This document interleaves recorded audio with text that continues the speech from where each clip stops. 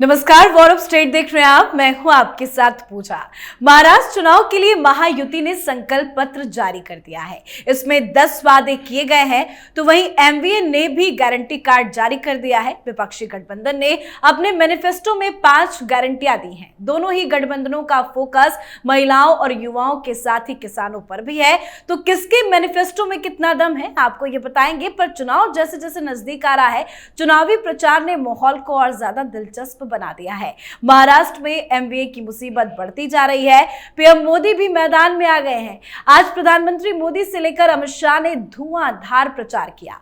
अमित शाह ने कहा कि उद्धव ठाकरे चाहते हैं कि उनका बेटा आदित्य ठाकरे महाराष्ट्र का मुख्यमंत्री बने। वहीं शरद पवार भी अपनी बेटी सुप्रिया सुले के लिए ऐसा ही चाहते हैं। वहीं कांग्रेस के कई नेताओं की नजर इस पद पर है। तो वहीं पीएम मोदी ने भी कांग्रेस पर जबरदस्त प्रहार किया। पीएम मोदी ने कांग्रेस पर जातियों और समुदायों को बांटने का खतरनाक खेल खेलने का भी आरोप लगाया। साथ ही कहा कि दुनिया की कोई भी ताकत अनुच्छेद 370 को बहाल नहीं कर सकती। और एक बार फिर दोहराया कि एक है तो सेफ है। तो महाराष्ट्र चुनाव में क्या चल रहा है, कैसे उद्धव ठाकरे, शरद पवार, कांग्रेस पार्टी फंसी हुई है, आज इसी पर चर्चा करेंगे। मेरे साथ स्टूडियो में मौजूद है कैपिटल टीवी के editor in chief doctor Manish Kumar और एग्जीक्यूटिव एडिटर राजीव जी। सर, आप दोनों का बहुत बहुत स्वागत है। धन्यवाद। सर, अब तो चुनावी मैनिफेस्टो भी दोनों पार्टियों की तरफ से आ गया है, क्या चल रहा है? देखिए, महाराष्ट्र में तो एक ही चीज चल रहा है, बटोगे तो कटोगे, एक रहोगे सेफ रहोगे। इसके अलावा कोई नई बात दिख नहीं रही। राहुल गांधी वो चले जाते हैं, वहां एक वीडियो बाहर आ जाता है, मालूम चलता है कि ऊपर संविधान का लिफाफा है और अंदर खाली पन्ने हैं। राहुल गांधी का जो पूरा कैंपेन है, वो कैंपेन में वही घिसी पिटी बातें जो वो लोकसभा में कर रहे थे, जो उन्होंने हिमाचल में किया, जो कर्नाटक में किया, जो तेलंगाना में किया और जो हरियाणा में किया, वही पुरानी चीजें, वही पुरानी। आप जब तक अपने कैंपेन के अंदर कुछ नयापन लेकर के नहीं आएंगे तो लोग तो सुनते सुनते थक जाते हैं। तो ये जो आपने सवाल क्या क्या चल रहा है, एक तरफ प्रधानमंत्री मोदी हैं, अमित शाह हैं, योगी आदित्यनाथ हैं, देवेंद्र फडणवीस हैं, शिंदे हैं, वो एक नया एलिमेंट, नई ऊर्जा के साथ कैंपेन में उतरे हुए हैं। और इधर वही घिसी पिटी बातें, तो लोग बोर हो जाते हैं, एक ही चीज को बार बार सुनते सुनते सुनते सुनते। तो ये एक बहुत बड़ा फर्क दिख रहा है। दूसरा जो सबसे अहम चीज है, भाई चुनाव में अब ज्यादा समय नहीं बचा और आपका कैंपेन लिफ्ट ही नहीं हो पा रहा है। आपने पिछले 1 महीना में जिस तरह से आपस में आप लड़ते झगड़ते रहे, उसका खामियाजा साफ साफ दिख रहा है कि देयर इज नो कोहेशन। और इधर स्टार पावर्स की जो है वो भरमार कर दी गई है। संघ वाले जमीनी स्तर पे काम कर रहे हैं और प्रधानमंत्री मोदी, अमित शाह और बाकी बीजेपी के स्टार प्रचारक वो लोगों को डायरेक्टली संबोधन कर रहे हैं। तो एक ये जो बड़ा फर्क जो है, इसे अगर कांग्रेस पार्टी, शरद पवार, उद्धव ठाकरे, इस गैप को अगर आप नहीं भर पाते हो अगले 3-4 दिनों में, तो इसका मतलब ये है कि आप एक बिल्कुल ही इसको कह सकते हैं ना कि ऐसा पकवान जो ठंडा हो चुका है, उसको कोई खाने वाला नहीं होगा। जो खाएगा उसको फिर गैस हो जाएगा, पेट दर्द करेगा, बहुत तरह का चीजें हो जाएगी। तो इनको कुछ नयापन, they will have to create something new. और होता ये है कि राजनीति में और खास करके चुनाव में जो नैरेटिव को सेट करेगा वही चुनाव जीते। बिल्कुल। तो राजीव सर, क्यों नैरेटिव सेट नहीं कर पा रहा है एमवीए? क्योंकि एमवीए के पास भी नेताओं की तो कोई कमी नहीं है। एक तरफ पीएम मोदी हो, अमित शाह हो, देवेंद्र फडणवीस हो, एकनाथ शिंदे हो, बड़े बड़े नेता चुनावी प्रचार कर रहे हैं। इधर से क्यों एक्शन कुछ नहीं दिख रहा है? देखिए, ये नैरेटिव तो सेट हो चुका है और अघाड़ी की भी नैरेटिव सेट है, लेकिन अघाड़ी के नैरेटिव में फूट पड़ चुका है जी। जैसे उद्धव ठाकरे का कंफ्यूजन क्या है। उद्धव ठाकरे मुंबई में 20 से 25% जो मुस्लिम है उसका वोट भी चाहते हैं। तो उन्होंने क्या किया, दशहरे की रैली में भी उन्होंने जो पोस्टर लगाए पीछे बाला साहब ठाकरे और अपने पूरे परिवार का, उसमें से एक शब्द हटा दिया और वो था हिंदू हृदय सम्राट बाला साहब ठाकरे। अब राज ठाकरे ने यह मुद्दा उठा लिया है कि देखो भाई, ये बाला साहब ठाकरे को हिंदू हृदय सम्राट से जनाब बाला साहब ठाकरे बना दिया। ये उद्धव ठाकरे की मजबूरी है। अब उद्धव ठाकरे क्या जवाब दे पाएंगे? इस बात का जवाब है ही नहीं उनके पास। एक तरफ कुआं है, दूसरी तरफ खाई है। अगर आप ये कहते हो कि नहीं नहीं, हमारे पार्टी में तो हिंदुत्व का ही एजेंडा चलेगा, बाला साहब ठाकरे के नक्शे कदम पर हम चल रहे हैं, वो हिंदू हृदय सम्राट हैं, तो ये मुसलमानों का क्या करोगे? ये जो 20-25% मुस्लिम है और कई क्षेत्रों में तो मुस्लिमों का वोट निर्धारित करेगा कि जीतेगा या हारेगा। तो ऐसे में उद्धव ठाकरे कंफ्यूज्ड हैं कि मुंबई में ही सबसे ज्यादा सीटें मिली है हमें, और मुंबई के क्षेत्र में मुसलमान अगर अलग हो गए तो शिवसेना ऐसे ही दो फाड़ में बटी हुई है। भारतीय जनता पार्टी का वोट इंटैक्ट है और अजीत पवार की वहां बहुत ज्यादा एक एक्सेस नहीं है। तो ऐसे में ये तो मुंबई का किला ही हम बचा नहीं पाएंगे। आदित्य ठाकरे हार जाएंगे चुनाव अगर मुसलमान भी छोड़ दिए साथ। तो ऐसे में ये जो राज ठाकरे ने उद्धव ठाकरे के ऊपर हमला किया और पूरे मुंबई के अंदर इस बात की चर्चा भारतीय जनता पार्टी और एकनाथ शिंदे की शिवसेना ने शुरू कर दी कि देखो, अब उद्धव ठाकरे को जनाब उद्धव ठाकरे ही कहो, ये हिंदुत्व के एजेंडे से हट गए हैं। तो इनका जो एजेंडा है, इनका जो नैरेटिव है वो सेट है। जैसे राहुल गांधी बार बार बोलेंगे धर्म को लड़ाया जा रहा है, एक धर्म से दूसरे धर्म को लड़ाया जा रहा है। ये कंफ्यूजन इन लोगों के पास है। 3 पार्टियों का गठबंधन और तीनों की दिशा अलग अलग। तो ऐसे में इनका नैरेटिव जो है वो अभी के महाराष्ट्र चुनाव में भारतीय जनता पार्टी या एकनाथ शिंदे की शिवसेना, इन दोनों के सामने टिक नहीं पाएगी। परेशानी उद्धव ठाकरे के लिए सबसे बड़ी यही हो गई है। इसलिए जो पिछले दिनों ये सब लोग एक साथ एक मंच पर आए, होड़ लगी हुई थी कि कौन किससे आगे बोले, कौन किससे पीछे बोले, सबसे बड़ा नेता कौन होना चाहिए उस मंच का। उद्धव ठाकरे मुंबई में सबसे पीछे बोल के बता दिए कि हम ही कमान संभाल रहे हैं। लेकिन दूसरी तरफ राहुल गांधी बैठकर सुन रहे हैं क्या? क्योंकि मंच पर से बजाया जा रहा था एक गीत और वो वीर सावरकर का लिखा हुआ स्तुति था।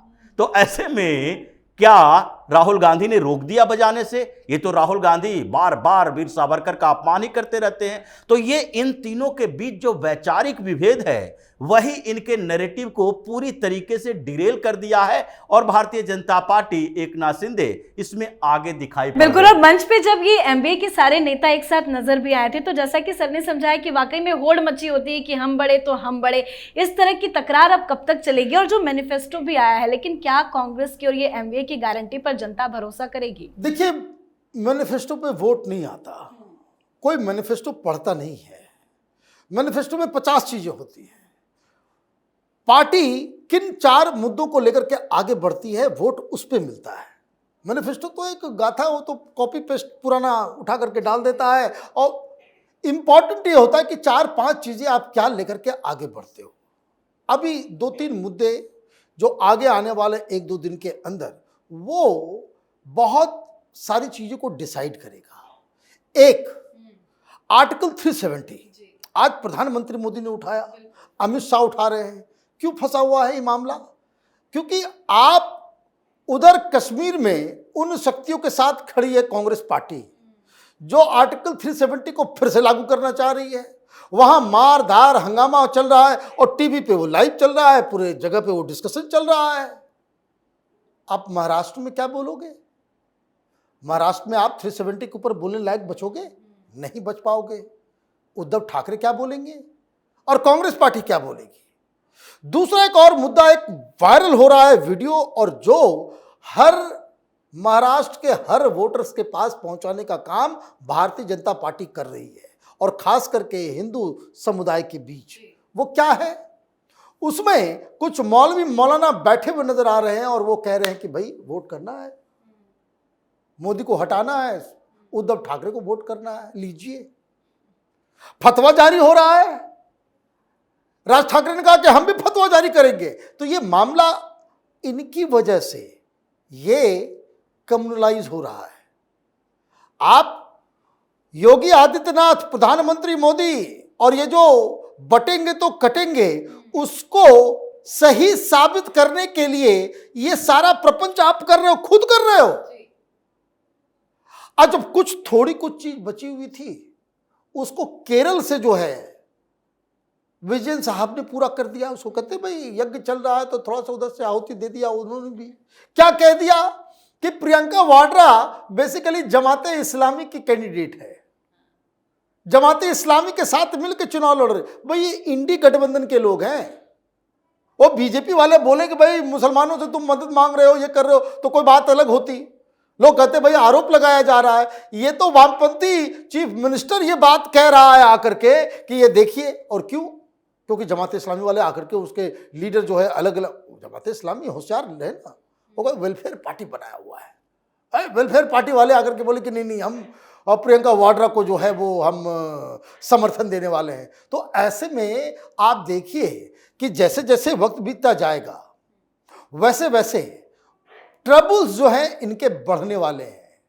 ये मामला बहुत ही खराब होने जा रहा है। चुनाव से पहले ही ये, जैसा कि राजीव बता रहे थे कि आपस में जो होड़ लगी हुई है, ये आपस में ही मारपीट न कर ले स्टेज के ऊपर।